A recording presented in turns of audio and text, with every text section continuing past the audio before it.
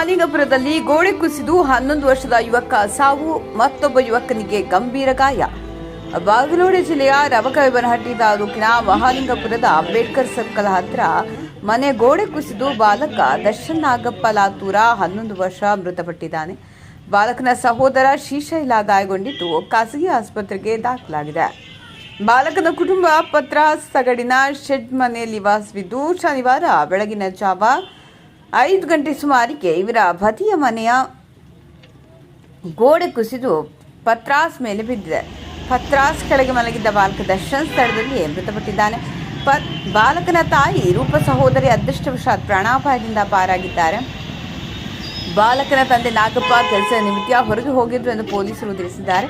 ಸ್ಥಳಕ್ಕೆ ಮಾಲಿಂಗ್ಪುರ್ ಪೊಲೀಸ್ ಠಾಣಾಧಿಕಾರಿ ಕಿರಣ್ ಸತ್ತಿಗೇರಿ ಸ್ಥಳಕ್ಕೆ ಭೇಟಿ ನೀಡಿ ಪರಿಶೀಲಿಸಿದ್ದಾರೆ. ಮಗನನ್ನು ಕಳೆದುಕೊಂಡ ಕುಟುಂಬಸ್ಥರು ಆಕ್ರಂದ ಮುಗಿಲು ಮುಟ್ಟಿದೆ. ಲಾತೂರ್ ಕುಟುಂಬ ಮೊದಲೇ ಬಡತನದಲ್ಲಿ ಬೆಂದು ಹೋಗಿತ್ತು. ಅಂಥದ್ರಲ್ಲಿ ಇಂಥ ಒಂದು ದುರ್ಘಟನೆ ಸಂಭವಿಸಿದೆ. ಸರ್ಕಾರ ಕೂಡಲೇ ಕುಟುಂಬಕ್ಕೆ ಸಹಾಯಹಸ್ತ ನೀಡಬೇಕೆಂದು ಆಗ್ರಹಿಸಿದ್ದಾರೆ. ಸ್ಥಳಕ್ಕೆ ತಿರದಾಳ್ ಕ್ಷೇತ್ರದ ಶಾಸಕರಾದ ಸಿದ್ದು ಸವದಿ ಅವರು ಭೇಟಿ ನೀಡಿ ಕುಟುಂಬಕ್ಕೆ ಸಾಂತ್ವನ ಹೇಳಿದ್ದಾರೆ.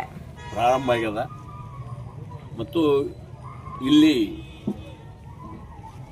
ದರ್ಶನ್ ನಾಗಪ್ಪ ಲಾತೂರ್ ಅನ್ನುವಂಥ ಹುಡುಗ ಅತ್ಯಂತ ಕಡು ಬಡತನದಲ್ಲಿ ಒಂದೇ ರೂಮ್ನಲ್ಲಿ ಅವ್ರ ಕುಟುಂಬ ವಾಸ ಮಾಡ್ತಿತ್ತು.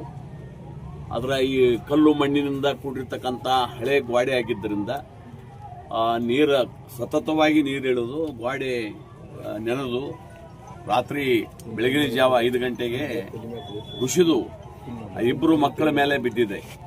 ಸುದೈವಶಾತ್ ಇನ್ನೊಂದು ಹೆಣ್ಣುಮಗು ಮತ್ತು ಅವ್ರ ತಾಯಿ ಹೊರಗಡೆ ಬಂದಿದ್ದಾರೆ ದೀಪ ಹಚ್ಚಲಾಕ. ಅಷ್ಟರೊಳಗೆ ಈ ಗೋಡೆ ಈ ಅನಾಹುತ ಸಂಭವಿಸಿದ. ಆದ್ದರಿಂದ ಇದು ಬಹುಶಃ ನೆಗ್ಲಿಜೆನ್ಸಿ ಅಂತ ಕಾಣ್ತದೆ ಇವ್ರದ್ದು ಸಹಿತ. ಯಾಕಂದ್ರೆ ಈಗ ಸಾಕಷ್ಟು ಸರ್ಕಾರಗಳ ಮನೆಗಳು, ಕೇಂದ್ರ ಸರ್ಕಾರ ಮನೆಗಳು ಸಾಕಷ್ಟು ಬರ್ತಾವ.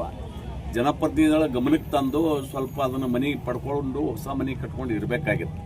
ಆದರೆ ಇರಲಿ, ಟೈಮ್ ಸುಮಾರು ಆಗ್ಯದ.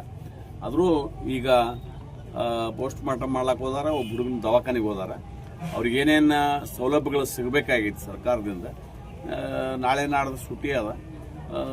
3ನೇ ದಿವಸದೊಳಗೆ ಅವ್ರಿಗೆಲ್ಲ ಸೌಲಭ್ಯಗಳನ್ನು ಅವ್ರ ಕುಟುಂಬ ಕೊಡುವಂಥ ಕೆಲಸ ನಾವು ಮಾಡ್ತೀವಿ. ಆದಷ್ಟು ಬೇಗನೆ ಇದಕ್ಕೆ ನಾವು ಆಶ್ರಯ ಮನೆಯೊಳಗೆ ಮನೆ ಕಟ್ಟಿಸಿಕೊಡುವಂಥ ಕೆಲಸವನ್ನು ನಾವು ಮಾಡ್ತೀವಿ.